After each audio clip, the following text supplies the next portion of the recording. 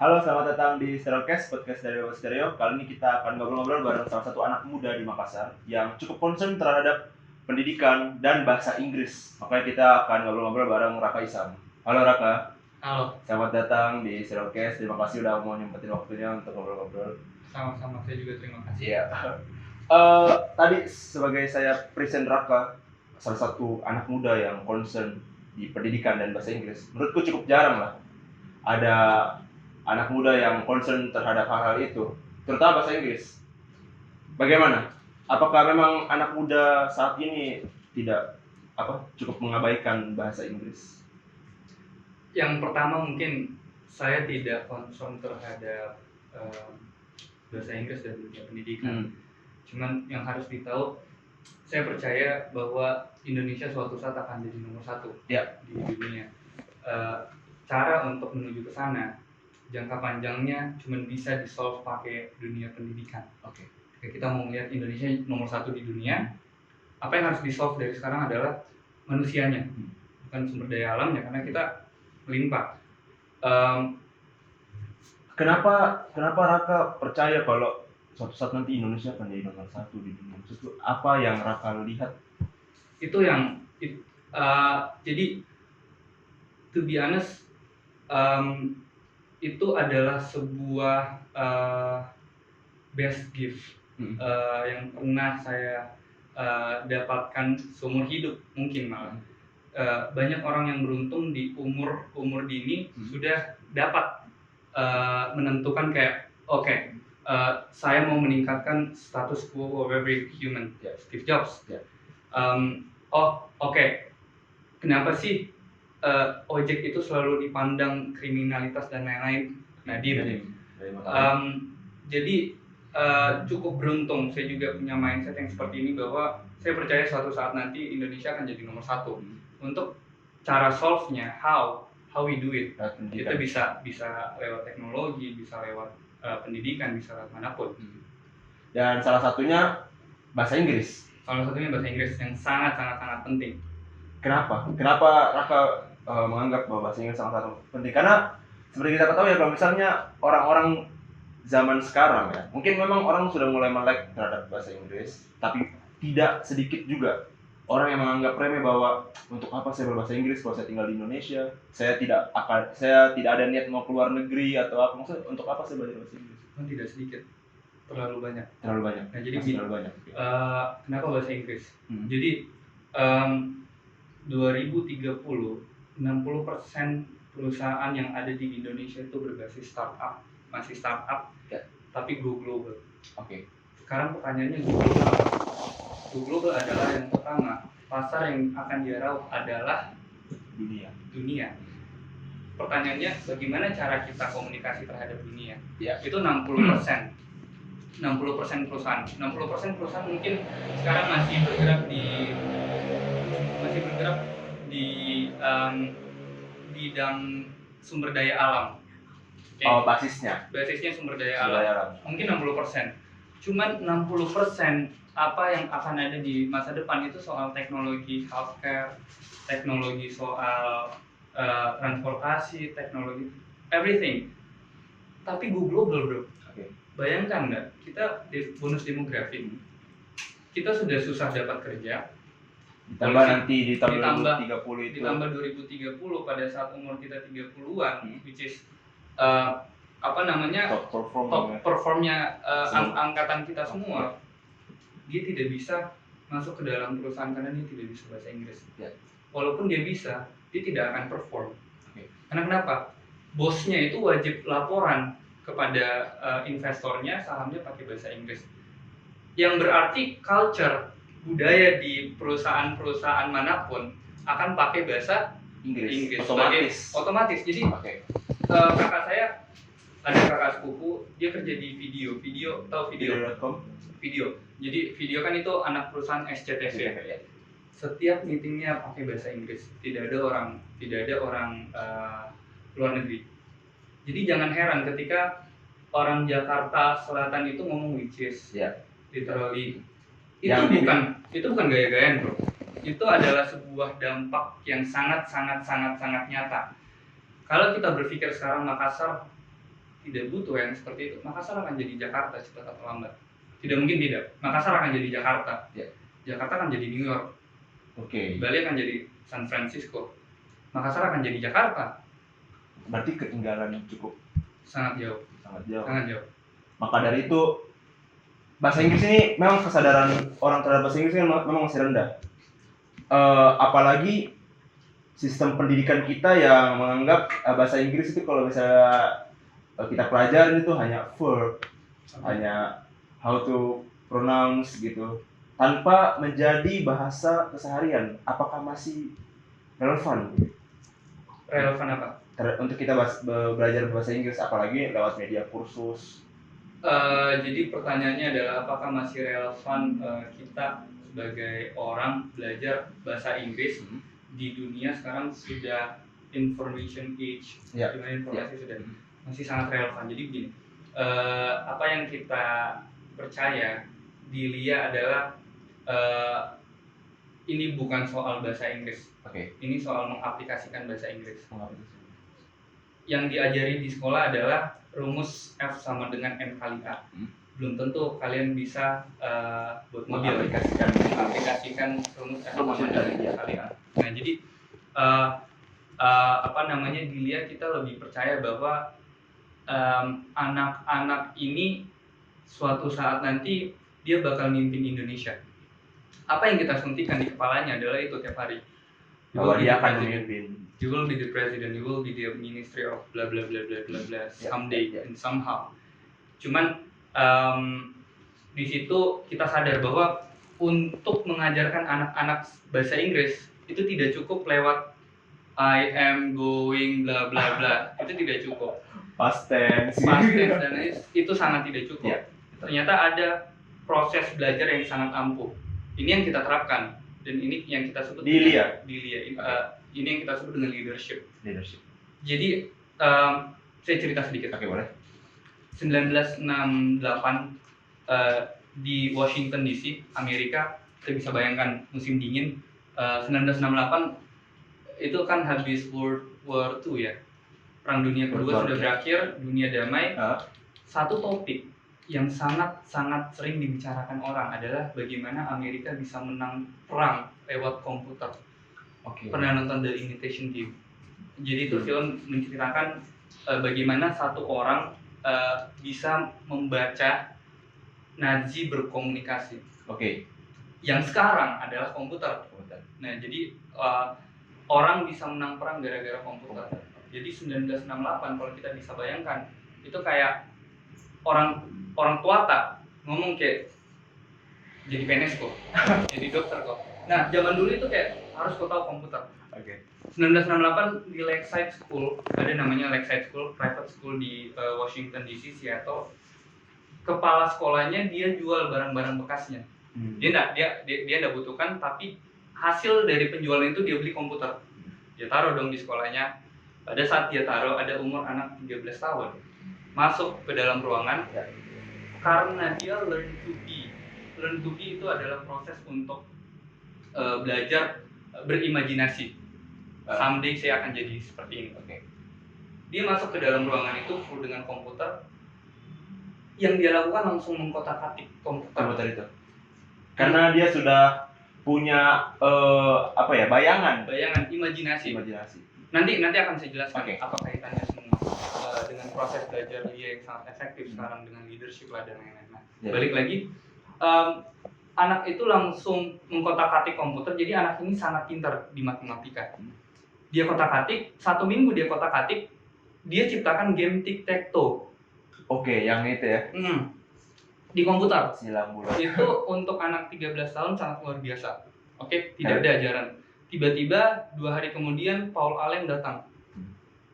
Nah, Paul Allen datang itu dia sebagai partner bicara tentang komputer. Anak itu Bill Gates. Oh. Anak umur 13 tahun itu adalah Bill Gates. Jadi apa ceritanya adalah proses anak-anak termotivasi akibat bayangan imajinasi bahwa seberapa powerfulnya komputer itu kita sebut belajar learn to be. Jadi ada three types of learning: learn to be, learn to do, dan learn to know. Oke. Proses Bill Gates mendengarkan seluruh lingkungan ngomong soal seberapa kuat Komputer itu membuat dia terekam di kepalanya, anjing suatu saat saya bakal jago di komputer. Oke. Right. Learn to be. Tiba-tiba guru kepala sekolahnya taruh komputer depan matanya. Yeah. Penasaran dong, dia kotak-atik. Pada saat dia kotak-atik selama 1 minggu, itu yang kita sebut learn to do. Oke. Belajar untuk melakukan tanpa manual sama sekali. Tiba-tiba Paul Allen datang, dia bisa ngobrol sharing soal komputer, itu namanya learn to know. Oke. Dia banyak belajar dari Paul Allen. Dua orang ini Microsoft, seperti kita tahu. Jadi itu yang kita suntikan kepada anak-anak bahwa you need to have something, you need to have purpose on your life. Jadi dia harus punya tujuan. Bagaimana caranya kita memberikan dia tujuan agar proses ini sangat cepat, sehingga dia bisa buat tekto, analoginya seperti itu. Kalau dilihat supaya dia bisa cepat berbahasa Inggris. Kita buat podcast buat mereka yang tiap hari kita jabarkan dia masalah, tapi masalah yang dia pilih. Oke. Let's say dia pilih jadi dokter. Di podcastnya kita akan kasih tahu ini loh masalah dari dokter. Rulesnya cuma 2. Oke. Yang pertama adalah yang pertama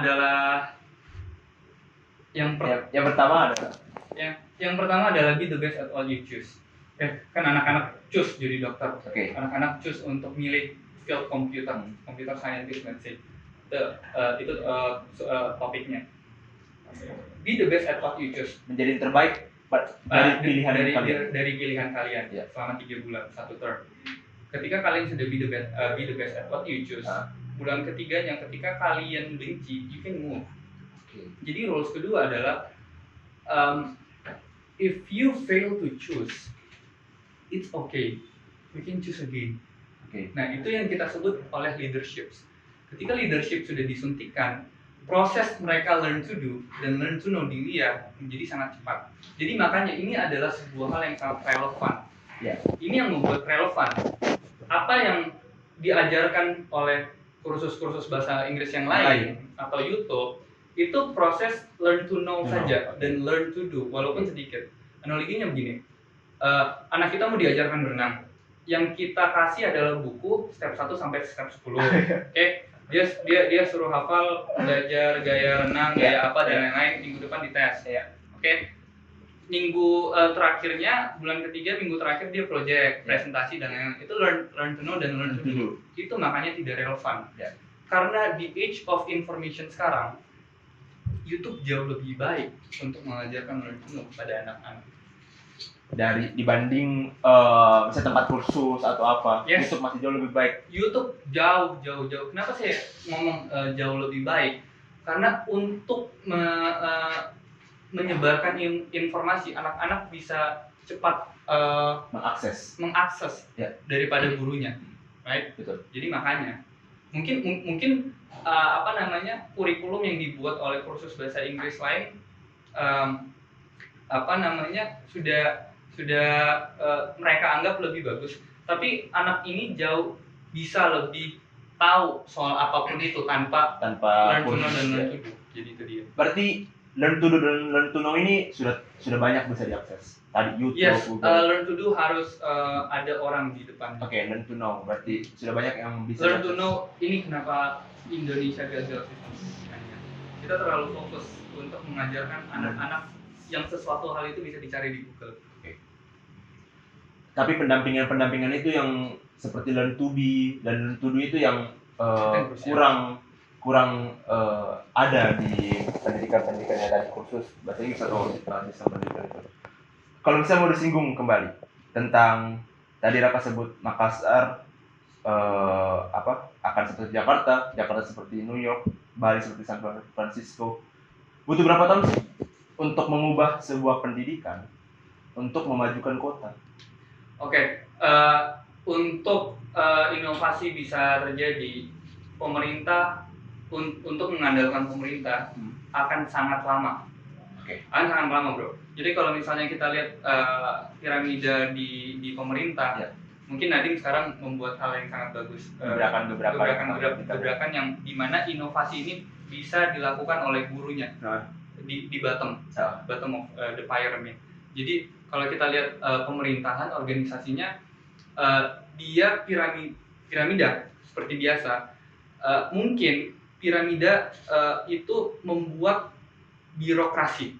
Ketika adanya birokrasi, inovasi sulit terjadi, sulit turun. Mungkin di Jakarta berhasil inovasi dari Nadiem, tapi Makassar bagaimana? Papua bagaimana? Sumatera bagaimana? Kalimantan bagaimana? Itu yang membuat Indonesia akan sangat lama catch up. Nah, jadi perusahaan kayak kita, cuman Lia kayaknya. Perusahaan seperti Lia yang akan mencoba membantu inovasi-inovasi itu lewat piramida yang lebih kecil dan lebih cepat, lebih scalable. Hmm. Ini yang akan membuat inovasi ini akan cepat terjadi. Jadi kalau ditanya berapa lama, it's the challenge for us. Bagi orang-orang kayak kita yang kerja di bidang pendidikan. Tapi saya rasa ketika ini bisa dikomunikasikan dengan pemerintah, saya kira akan sangat cepat inovasinya terjadi. Cukup unik sih dengar Raka tadi menjelaskan Lia seperti apa, di mana sebetulnya adalah kursus bahasa Inggris, tapi menggunakan cara-cara yang membangun leadership tadi, kayak learn to be, learn to do, learn to know. Mungkin banyak banget orang yang tidak pernah dengar itu seperti saya tadi, wartawan learn to be, learn to do, learn to know. Saya jelaskan kenapa. Boleh nggak? Boleh. Oke, saya jelaskan ya. Oke, begini. Steve Wozniak tahu, Steve Jobs. Steve Jobs kan punya founder namanya Steve Wozniak. Jadi pada saat Apple pertama kali mau berdiri, Steve Wozniak itu dia tidak mau join Apple. Steve Jobs nangis. Dia telepon semua keluarga Steve Wozniak, dia telepon semua teman-teman terdekat Steve Wozniak untuk Steve Wozniak itu membujuk masuk ke dalam Apple. Jadi Steve Jobs ini ibaratnya kalau di satu company dia urus bisnis, produknya itu dibuat sama si Steve Wozniak. Steve Wozniak sangat cinta dengan Hewlett Packard, HP. HP, tahu kan HP? Jadi dia sangat cinta, saking cintanya produk Apple One, produk pertama Apple, dia tawarkan produk itu ke direkturnya HP. Tahu nggak apa yang HP bilang? Tidak butuh sampai ini. Apa yang kita bisa dapat pelajaran dari itu adalah ketika sebuah perusahaan tidak evolve, tidak berevolusi, menciptakan hal-hal yang baru, kita bisa lihat HP di mana, Apple di mana. Itu yang selalu saya bilang sama tim manajemen. Lewat program-program podcasting, walaupun kita banyak kesalahan lewat project-project yang di launch, tapi at least we try. Jadi itu kenapa ketika ditanya kenapa English and Leadership sekarang dia? Karena itu. Ini kebutuhannya manusia Indonesia. Orang Indonesia tidak tahu kalau itu yang dia butuhkan. Orang Amerika dulu tidak tahu bahwa dia butuh mobil, dia butuhkan kuda cepat. Tapi justru tiba-tiba Ford datang, ditawarkan ini mobil. Semua orang pakai. Jadi seperti itu. Bayangkan kalau misalnya Ford tidak menawarkan mobil, justru menawarkan kuda-kuda cepat, mungkin tidak bertentu. Kuda-kuda cepat itu juga yang coba rival balik hari ini dia naik. Itu juga yang coba Raka aplikasikan di Lia, membuat produk-produk baru ya, yang bisa diaplikasikan oleh teman-teman. Sistem pendidikan yang sering disebutkan tadi, awal keresahan Raka dalam melihat sistem pendidikan dan akhirnya tertarik untuk bekerja sama dan nyemplung langsung di Lia, itu kapan? Jadi di Pena itu startup company yang saya founded. Kita waktu itu sudah sampai dengan stage apalagi namanya, sorry saya lupa. Kalau di bisnis namanya product market fit. Jadi artinya produk yang dimaui oleh market, sudah fit. Nah, menyediakan pasar yang dibutuhkan. yes, Oke. menyediakan demand yang Iya. dibutuhkan. Nah, jadi ketika itu sudah fit, tahap selanjutnya membesarkan dong. Iya. Ketika saya sama tim mencoba untuk membesarkan, tiba-tiba COVID. Iya. Otomatis kita tidak bisa ketemu investor, Iya. karena investor rata-rata di Singapura. Iya. Jadi pesan saya buat tim, kalian kerja, cari portofolio. Ini bukan soal uang, perbanyak dulu pengalaman di Iya. company. Jadi pada saat saya nyemplung, saya decide untuk coba nyemplung di Liat, Iya. ternyata banyak sekali permasalahan yang saya lihat di sistem pendidikan di Indonesia. Pertama saya nggak peduli. Oh, pada saat nyemplung ke Liat baru terlihat semua. Baru terlihat, baru terbuka. Baru terbuka semua. Apa yang pertama kali dilihat, misalnya ternyata sebobrok ini ya? Seberapa banyak orang yang tahu Indonesia ketinggalan 128 tahun Ya. sistem pendidikannya, tapi terlalu banyak orang yang tidak tahu artinya. Ya. Dia cuma tahu, oke, Indonesia Ketinggalan 128 tahun yang apa lalu. Tapi dia nggak tahu apa artinya ketinggalan 128 tahun yang lalu. Ya. Kita kembali ke 128 tahun yang lalu. Tahun 1800. Tahun 1800-an adalah di mana first revolutionary industry terjadi di England. Ya, di Inggris. Jadi pada saat itu di UK banyak pabrik. Banyak pabrik, anak-anak juga ikut kerja di pabrik. Nah, ketika terlalu banyak anak yang kehilangan jari, ketika terlalu banyak anak yang diserang, dibully dengan orang-orang dewasa, para orang tua yang tidak terima anaknya kehilangan jari, anak-anaknya dibully, dia demo di depan orang yang punya pabrik, namanya industrialis. Pada saat selesai demo, mereka setuju. Mereka handshake untuk mendirikan yang namanya public school. Jadi dulu school sudah ada, tapi untuk private school. Orang yang sekolah pada saat 1800-an adalah orang-orang yang sangat kaya. Jadi diciptakanlah public school. Untuk anak-anak pabrik ini ya? Untuk anak-anak pabrik ini, public, untuk publik lah. Nah, tujuannya satu, untuk public school itu diciptakan agar supaya anak-anak ini tidak bekerja. Tujuannya apa? Biar anak-anak bisa masuk ke pabrik. Kerja di pabrik. Apa skill yang dibutuhkan untuk di pabrik? Ada 3 hal. Pertama, menghafal. Kedua, menghitung. Ketiga, patuh atau obedience. Jadi begini, saya cuma mau sampaikan kepada anak-anak sekarang. Kalau hari ini kalian merasa 3 hal ini yang cuman ini, yang kita apapun kontennya, mau kedokteran, mau fisika, mau teknik sipil, mau teknik mesin, kalau kalian merasa 3 hal ini yang kalian diajarkan, menghafal, menghitung, dan patuh, rasa patuh, kalian tidak diajarkan untuk hidup di masa depan atau zaman sekarang. Kalian diajarkan untuk hidup 128 tahun yang lalu. Pertanyaannya, apakah kita membutuhkan lebih banyak lagi pekerja yang ada di pabrik? Berarti sistem yang sekarang ini membuat anak-anak muda ya tidak jauh dari 128 tahun lalu itu jadi karyawan pabrik. Jadi karyawan pabrik. Makanya banyak anak teknik yang jadi bank, pekerja di bank. Kenapa? Karena misaligned. Apa yang diajarkan kepada mereka itu tidak diminta oleh industri. Industri minta apa sih? Forces namanya. Ini di masa depan, forces. Critical thinking. Bagaimana caranya anak-anak bisa dikasih data. Pada saat dikasih data, dia lihat data, dia bisa menganalisis itu. Dia bisa menganalisa itu. Ini ada kesalahan di sini. Itu critical thinking. Asking the right question to the right problem. Itu critical thinking. Kreatif. Yang kedua, forces. Kreatif, ketika kita sudah melihat data, kita bisa came up with the solutions. Ketika kita dapat solution yang autentik, itu yang dibutuhkan perusahaan. Apple membuat sebuah HP yang solve problem satu orang mau terlihat sebesar SCTV. Produksi besar. Nah, itu kan kreatif. Ketiga, namanya communication in English. communication in English. Karena kenapa? Kita warga global.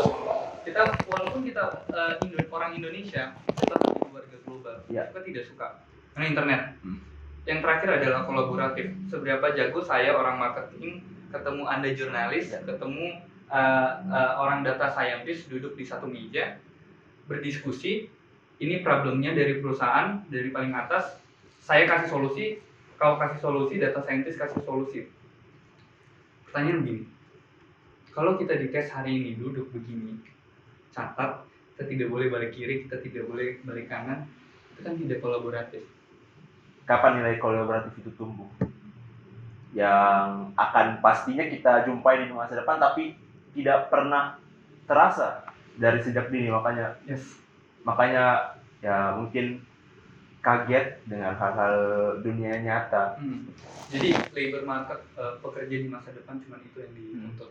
Setelah itu yang paling utama. Oke, setelah itu baru turun apa spesialisasinya. Nah, itu baru oh ternyata perusahaan ini butuh banget sama data scientist.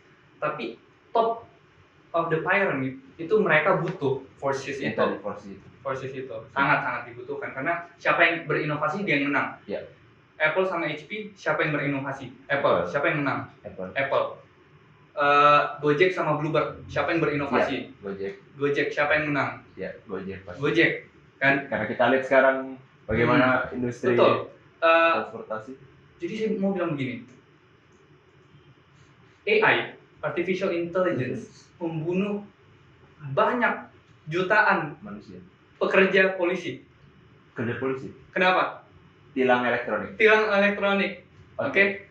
Ini yang saya mau khawatirkan. Jangan sampai AI membunuh dokter. Oke. Yang Halodoc dan lain-lain aplikasi yang seperti sudah itu. Sudah di depan mata. Sisa tunggu investasi. Oke. Itu yang jangan sampai. Berarti saya nggak bisa detail ke sana cuma. Ancaman-ancaman seperti itu sudah di depan mata.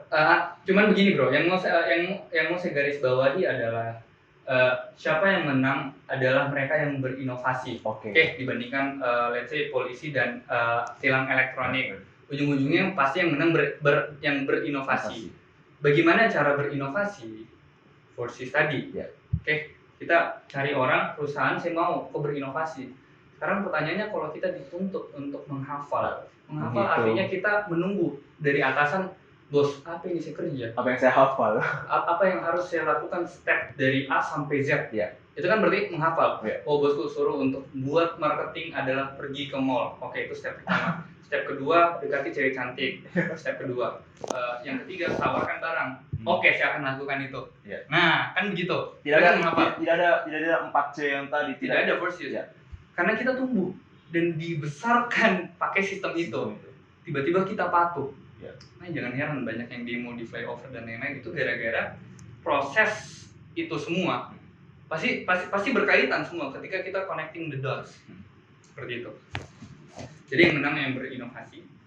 Yang berinovasi bisa tumbuh lewat forces. Jadi ada misalignment between what the industry needs in the near future dengan SDM yang kita punya. Dan SDM yang kita punya belum cukup untuk ke arah sana. Sudah banyak sekali yang sadar, cuma tahu enggak mereka semua di mana? Di luar. Mereka numpuk di Jakarta, bro. Oke. Mereka numpuk di Jakarta. Kenapa? Yang kedua, mereka numpuk di luar negeri. Berarti luar negeri dan Jakarta. Kenapa kira-kira? Karena Jakarta? Apakah mereka tidak percaya bahwa kota-kota lain akan menghargai mereka? Ya, itu dia jawabannya. Kota-kota lain belum bisa menghadirkan perusahaan-perusahaan yang begitu di luar kota Jakarta. Semua orang mau pusat sentral bisnis di pasar Indonesia itu ada di Jakarta. Nah, seperti itu. Kecuali pemerintah membuat aturan. Stop. Jangan buat perusahaan lagi headquarter di Jakarta. Ada slot kosong di Surabaya, ada slot kosong di Makassar. Nggak boleh kau masuk lagi di Jakarta. Kita sudah terlalu full. Itu kan sebuah aturan yang akan membuat ratanya sumber daya manusia. Iya enggak? Kayak gitu. Atau justru banyak masyarakat di luar Jakarta yang masih menolak sebuah inovasi karena mungkin dia belum pernah dengar sebuah inovasi, dan pada saat dia dengar sebuah inovasi yang mungkin diterima di Jakarta tapi di Makassar terdengar tidak masuk akal. Ini bagus bro pertanyaannya. Saya ceritakan begini, orang Asia itu sangat rajin. Iya. Kita sangat salah ketika bilang orang Asia itu malas, tidak rajin, malas, tidak. Justru orang Barat yang sangat malas. Jadi kalau kita lihat dulu sebelum first revolutionary industry itu kan orang farming. Okay. Farmingnya orang Barat itu takes 1000 jam a year. It means mereka kerja 4 jam dalam sehari. Setelah musim dingin tiba, dia nggak mau kerja. Dia mau ngebir, dia mau nyantai dan lain-lain. Orang Asia, kita makan apa? Paling ini nasi. Farming nasi, padi itu paling susah. 3000 jam dalam 1 tahun. Oke. Karena pemalasnya orang Barat, dia menciptakan inovasi dong. Kita kerja keras. Itu budaya dari nenek buyut kita. Oke. Jadi mungkin budaya itu yang melekat kepada orang Indonesia. Tapi kenapa sekarang kita kelihatan malas? Kenapa kita tidak ada kerjaan? Kenapa kita masih kurang mampu lah dibandingkan Barat? Tadi kembali, siapa yang berinovasi? Dia yang bisa mengontrol. Jadi apa yang diajarkan anak-anak kita bukan untuk live in the future, bukan untuk hidup di future, tapi be part of the future. Jadi bagian untuk masa depan. Itu yang harusnya kita ajarkan kepada anak-anak. Bukan hanya menerima, tapi bukan hanya kayak bodo amat lah. Saya mau kerja 3000 jam 1 tahun, pokoknya saya enggak kelaparan besok. Itu kalimatnya. Saya enggak kelaparan besok. Tahu enggak apa kalimatnya orang Barat? Apa? Saya mau makan, saya mau enggak lapar, tapi saya enggak mau kerja. Dia yang pemalas, kita yang rajin. Saking rajinnya kita enggak ada kerjaan. Dan saking malasnya mereka berinovasi. Sangat banyak sih hal-hal yang mungkin tadi Raka sampaikan, dan hal-hal itu juga pasti akan membuat orang-orang mencoba untuk mencari tahu atau kesadaran. Tapi tidak banyak juga orang ingin mencari tahu gitu. Padahal kalau misalnya kita pengen tahu untuk sesuatu atau hal-hal baru, itu sudah banyak tersedia. Seperti platform digital, internet dan segalanya. Tapi rasa ingin tahu ini yang sebetulnya masih kurang. Budaya yang tadi saya ceritakan 3000 jam 1 tahun dan 1000 jam. Itu bisa di-solve. Budaya menghancurkan segalanya. Ketika teh botol sosro membuat campaign apapun minumnya, minumnya teh botol sosro. Justru itu dia sedang membuat budaya. Ketika dia tempel di semua restoran, dia membuat sebuah budaya. Budaya sangat susah diubah. Ketika terubah, sangat susah untuk dibalik. Iya enggak? Jadi untuk jangka panjang, ketika kita mau mengubah budaya kerja keras kita kepada inovasi, bukan kerja keras tapi inovasi, kerja cermat, bukan kerja keras, itu akan sulit. Itu akan makan waktu yang panjang. Makanya kita melihat semua dampaknya sekarang. Tapi ke arah sana saya sangat percaya Nadiem bisa membawa. Cuman ketika Nadiem bekerja sebagai pemerintah bukan swasta, akan sangat sulit untuk membuat inovasi ini terjadi. Jangka panjang seperti yang dilakukan di China 1989 ketika dia open the country kepada dunia. Satu yang dikatakan sama Xiao Jinping presidennya China waktu itu, dia bilang, saya nggak tahu siapa namanya, dia bilang pokoknya kita akan mengalahkan Amerika. Itu proses jangka panjang, cara berpikir jangka panjang. Yang itu membuat segala sektor di China itu terjadi. Intinya kita harus memiliki leader yang bisa berpikir jangka panjang. Saya percaya Nadiem bisa solve ini, tapi akan Butuh butuh waktu lama. Kenapa saya resah dalam jangka panjang ini inovasi harus terjadi? Kenapa saya resah? Kita akan gagal sebagai Indonesia. 2037 itu adalah puncaknya demografi Indonesia. Di mana dari jutaan umat manusia yang ada di Indonesia. Bayangkan 70% orang yang hidup di Indonesia, saya nggak tahu spesifiknya 67% lah, nggak tahu. Pokoknya kita belakang 70%. 70% orang bekerja. Bayangkan 70% di negara sebesar Indonesia adalah orang bekerja adalah umur produktif seperti kita sekarang. 70% loh orang di Indonesia berebut kekuasaan untuk kerja di pemerintahan, di swasta, di instansi manapun. Oke, kita harus dicatat 70%. Sorry, 70%. Sorry. 70% orang itu di Indonesia. penekanan betapa banyaknya. Itu penekanan yang harus kita sama-sama anak muda pahami. Oke. Tiba-tiba perusahaan bilang, saya nggak butuh banyak orang. Saya cukup ada AI, saya cukup ada robot, taksiku sekarang sudah tidak butuh driver, ojekku sekarang sudah cuma jalan sendiri, antar.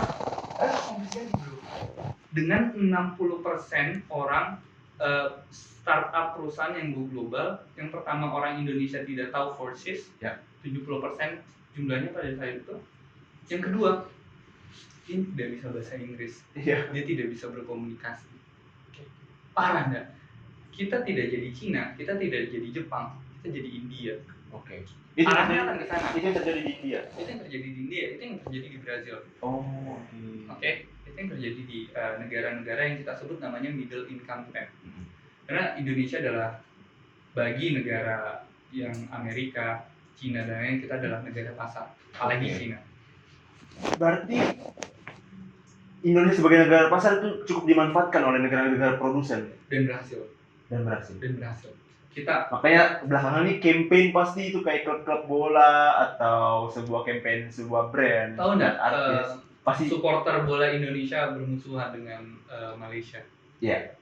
Pasti itu juga bagian yang itu bagian dari plan Cina. Jadi Indonesia memiliki letak geografis yang sangat bagus. Ketika ini dimanfaatkan, ketika orang Indonesia pintar, ketika orang Indonesia cermat, apa yang akan kita lakukan adalah menutup Selat Melaka. Jadi kalau kita bisa lihat semua barang yang ada dari Cina mau pergi ke barat itu lewat Selat Melaka. Ketika ini ditutup, dia harus mutar balik dong lewat Papua Nugini dan pasti memakan kos dan lain-lain. Apa yang dibuat sama Cina? Apa yang dibuat sama Amerika? Malaysia dan Indonesia harus bermusuhan. Karena ketika Selat Melaka ini ditutup, habis mereka. Uang kita kaya. Yang pertama lewat biaya yang kita pegang. Makanya Sriwijaya pada saat itu sangat kaya, sangat berjaya karena itu. Nah, jadi apa yang terjadi ketika Indonesia sama Malaysia berteman? Dia tutup dong. Kerjasama. Dia menganggap apa yang terjadi ketika Indonesia pintar? Dia tutup dong. Ya enggak? Nggak bisa, kata Amerika dan Cina. Nggak bisa. Mereka harus dibuat bermusuhan. Lewat mana? Lewat sepak bola. Makanya supporter kita selalu bilang bangsat Malaysia. Malaysia juga bilang bangsat Indonesia. Amerika Cina bilang alhamdulillah. Makanya berarti ya cukup dimanfaatkan lah kondisi Indonesia saat ini dan berhasil. Apakah orang-orang sudah sadar tentang betapa negara ini menjadi sebuah pasar yang menguntungkan bagi mereka? Sadar nggak sih sekarang kita ini? Seberapa sering kita nongkrong, seberapa sering kita belanja? Orang Amerika di luar sana lebih pilih untuk berinvestasi. Oke. Tapi kan sekarang di Indonesia sudah mulai ke sana tuh. Oh iya, Jakarta. Investasi, Jakarta reksadana, saham. Jadi apalagi namanya? Kripto ya. Ini sebenarnya by set yang saya lihat. Jadi ketika anak-anak diajarkan untuk patuh, untuk menghafal, untuk menghitung, otomatis dia akan kerja di pabrik. Ya. Ini kaitannya dengan marketing. Bagaimana caranya pekerja di pabrik itu, dulunya pekerja di pabrik itu cuma punya 2 jeans 1 baju. Ya. Cuman punya itu. Ya. Untuk kerja dia punya 2 jeans 1 baju. Ya. Ekonomi akan sangat berjalan ketika dia beli banyak barang. Nah, didoktrin lewat sistem pendidikannya. Tapi makin kesini mereka cerdas, dampaknya ke kita karena kita tidak berinovasi Iya. di pendidikan.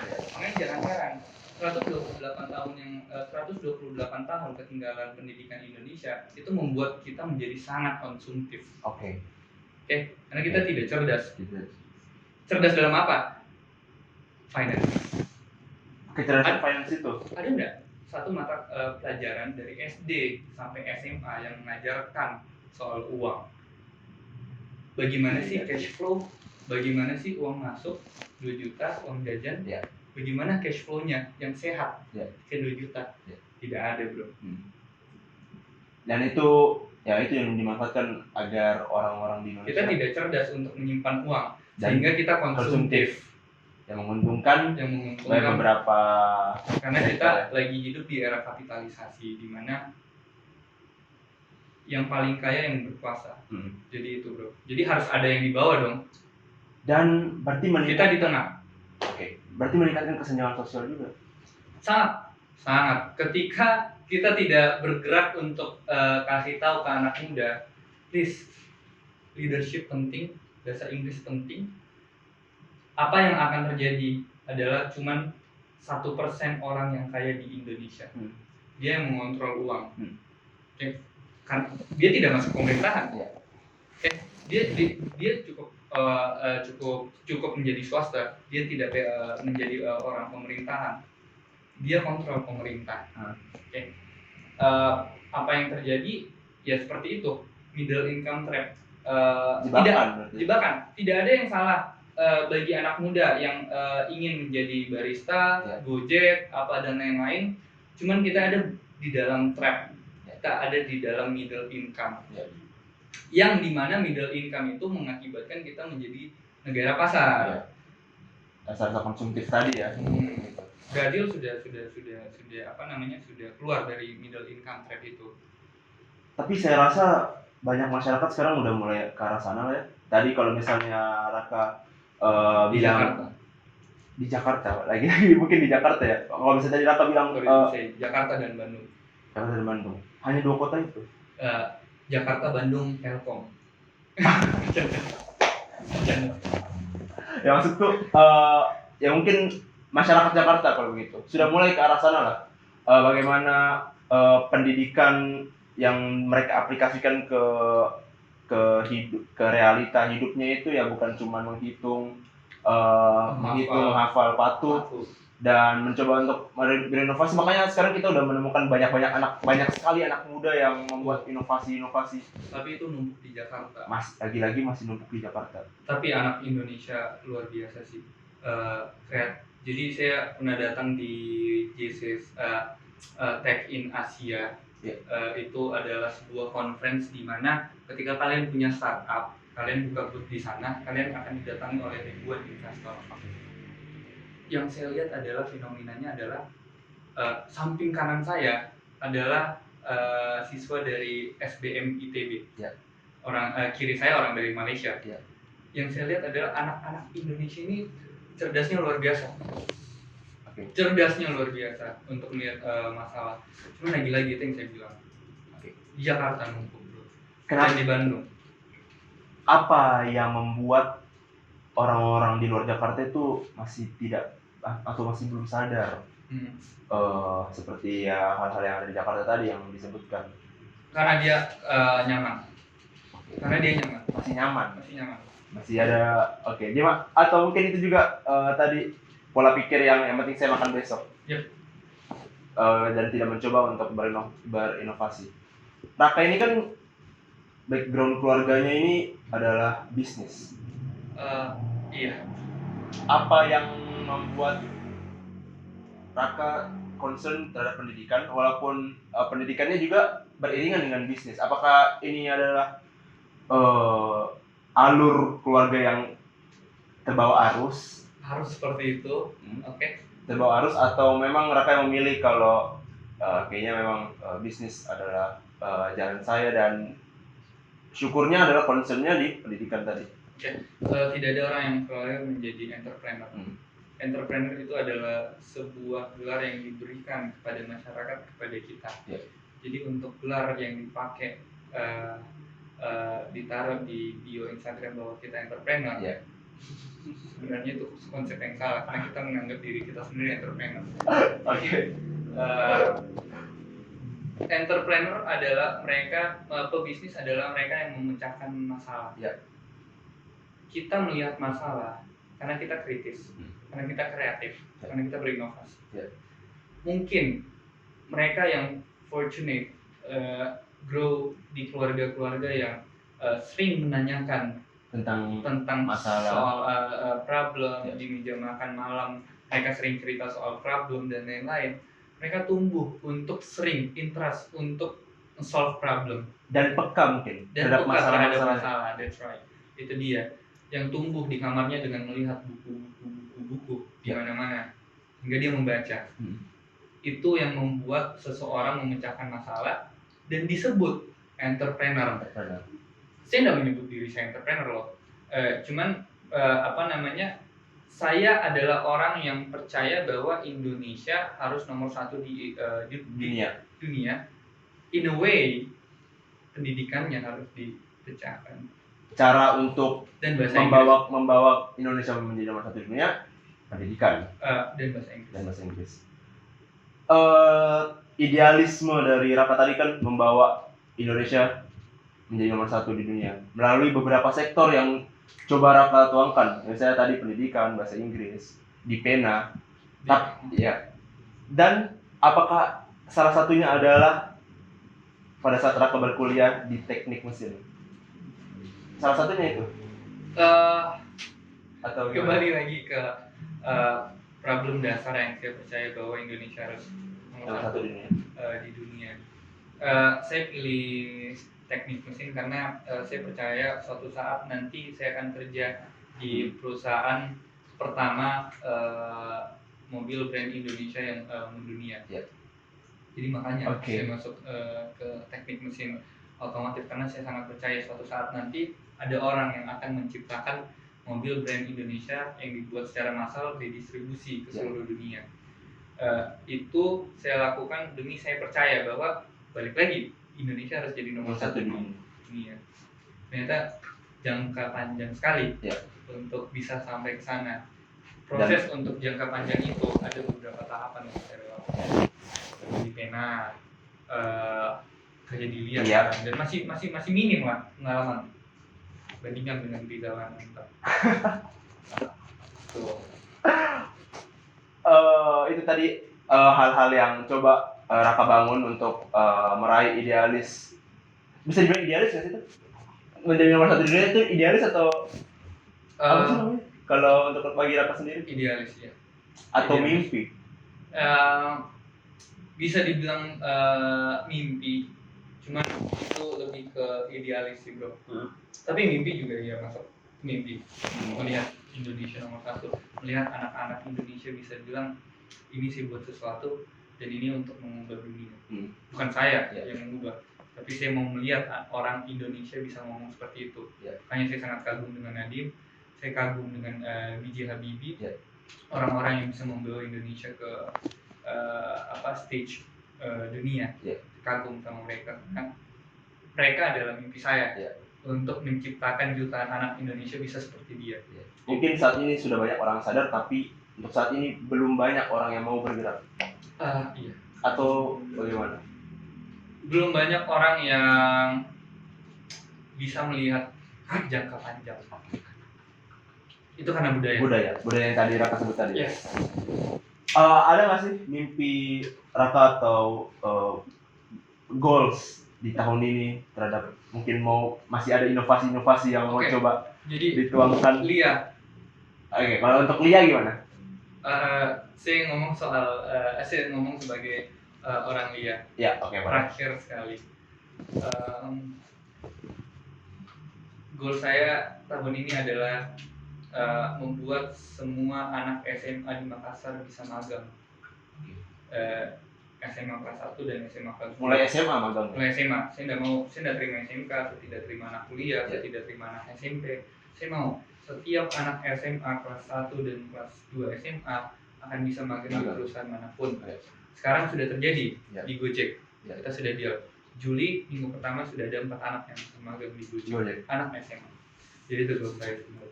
Oke, makanya goals itu akan satu persatu diraih lewat Lia. Bukan lewat tim Lia. Lewat tim Lia. Yes. Raka, terima kasih banyak. Sudah sangat banyak sekali informasi yang coba Raka tuangkan dan bicarakan di sini. Semoga hal-hal tadi bisa membuat orang-orang yang nonton minimal sadar dulu. Oke. Karena kalau sudah sadar mungkin dia memberitahu orang lain. Dan makin banyak orang yang sadar dan mungkin makanya jangan lupa subscribe All About Stereo. Oke. Dan jangan lupa juga kalau mau akses Lia tuh kalau mau lihat-lihat Ratu Langi nomor 87. Iya. Instagram lblia.makassar. Iya. Bisa dilihat di sini. Bisa dilihat. Apa Instagramnya bisa diulangin? lblia.makassar. Alwan minta tolong diedit. Oke. Raka, terima kasih banyak udah mau sharing-sharing terhadap hal-hal yang menjadi concern Raka tadi. Semoga semakin banyak orang yang concern juga semakin baik untuk negara ini, untuk kota Makassar ya, terutama lewat yang tadi disampaikan dan lewat dia. Yes. Teman-teman, terima kasih banyak udah nonton episode kali ini bersama Raka Isam, salah satu bagian dari Lia. Salah satu bagian dari Lia dan saudara Alwan dan Riza. Oke. Kalau gitu terima kasih udah nonton ya. Dadah.